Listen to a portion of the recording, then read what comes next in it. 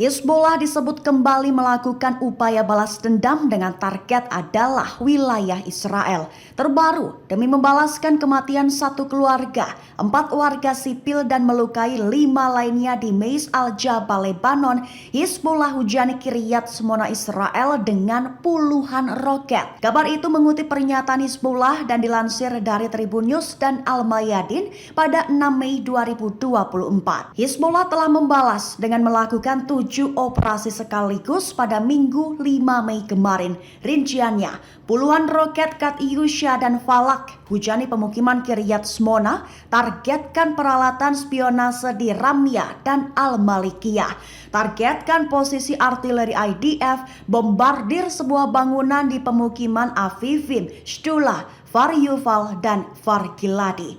Menurut channel 12 Israel, setidaknya 65 roket yang diluncurkan menjadikannya satu serangan roket terbesar sejak dialami Kiryat Shmona sejak awal perang. Sayap militer Hamas melakukan penyergapan dengan meluncurkan serangan ke wilayah Karem Shalom, Israel pada Minggu 5 Mei 2024. Dikutip dari Tribun News pada 6 Mei, Brigade Al-Qassam menyerang secara langsung pusat komando pasukan Israel di jalur Gaza Selatan.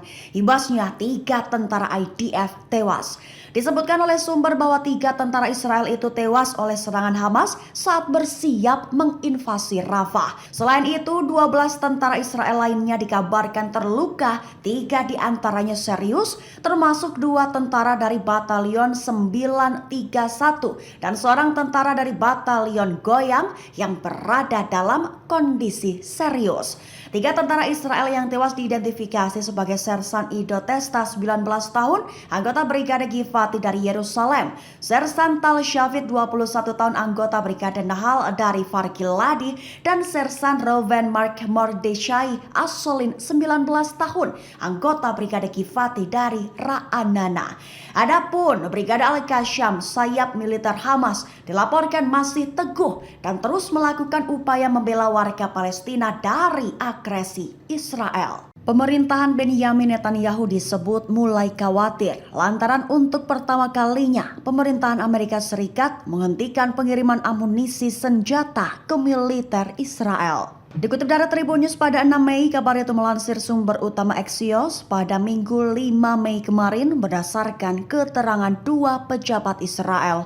Axios berpendapat bahwa langkah Amerika Serikat tersebut menimbulkan kekhawatiran signifikan di dalam pemerintahan Netanyahu.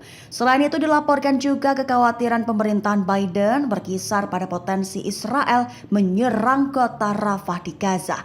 Sumber menyatakan bahwa Netanyahu mengisyaratkan ketegangan dengan pemerintahan Biden. Itu tertuang dalam sebuah pernyataan pada hari peringatan Holocaust yang dikeluarkan pada Minggu 5 Mei kemarin. Belasan tentara IDF dilaporkan mengalami luka serius dan kritis, bahkan 3 hingga 5 lainnya dinyatakan tewas. Diketahui insiden itu terjadi imbas roket Rajum dan bom mortir Brigade Al-Qassam yang membombardir dan hantam pos paru IDF. Kabar itu mengutip Tribun News dan Al-Mayadin pada 6 Mei 2024. IDF disebut menderita kerugian besar di Karem Shalom seusai diserang Al-Qassam pada Minggu 5 Mei kemarin. Beberapa surat kabar dan situs Israel melaporkan bahwa hingga 10 tentara terluka, beberapa di antaranya dalam kondisi serius. Selain itu, Tribun News menyatakan bahwa korban tewas berjumlah 3 orang, sedangkan Al-Mayadin menyatakan sedikitnya 5 IDF tewas. Sayap militer Gerakan Perlawanan Palestina Hamas itu mengaku bertanggung jawab atas serangan tersebut. Diketahui pembombardiran dilakukan memakai roket Rajum jarak pendek 114 mm, 14 roket lainnya serta bom mortir. Disebutkan oleh sumber bahwa insiden itu adalah insiden yang sangat tidak biasa.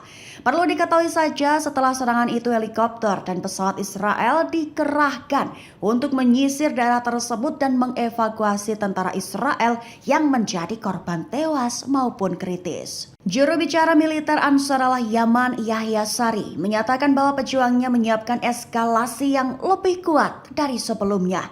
Bahkan Sari menyatakan bahwa Yaman akan menargetkan semua kapal yang menuju pelabuhan Israel tanpa pandang bulu.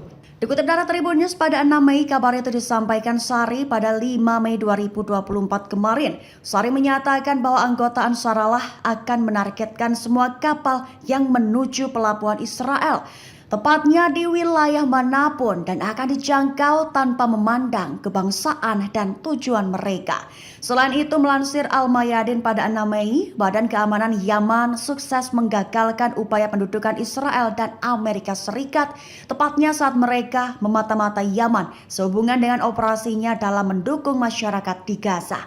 Perlu diketahui saja, sumber itu mengatakan bahwa Dinas Keamanan akan mengeluarkan pernyataan resmi pada Senin 6 Mei hari ini untuk mengungkapkan rincian operasi yang berhasil digagalkan. Drone-drone Irak dilaporkan kembali menggempur habis-habisan beberapa wilayah di Israel, terbaru di pangkalan Eilat. Padahal sebelumnya pelabuhan Haifa hingga pangkalan udara Obda Israel juga jadi sasaran gempuran Irak. Kabar itu mengutip dari Al-Mayadin dan Tasnim News pada 6 Mei 2024. Diketahui serangan terbaru itu telah dilakukan pada Minggu 5 Mei kemarin, sementara faksi perlawanan Irak mengumumkannya pada Senin 6 Mei fajar.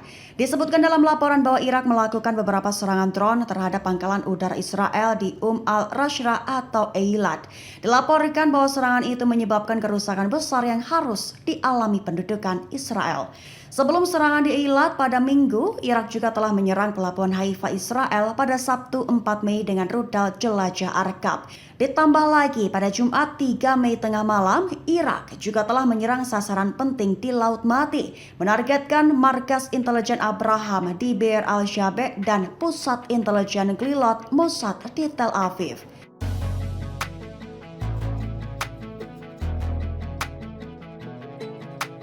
Download Tribun X sekarang, menghadirkan lokal menjadi Indonesia.